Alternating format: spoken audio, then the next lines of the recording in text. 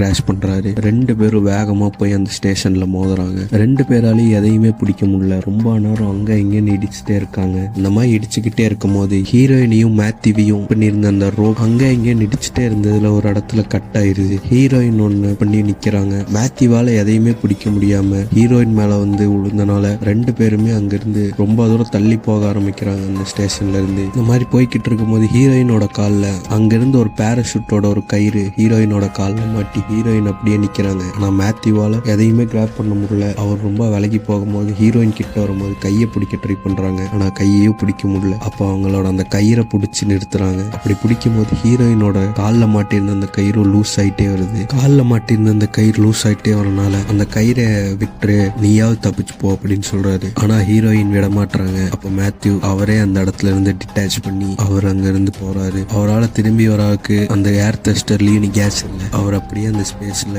மிதக்க ஆரம்பிக்கிறாரு.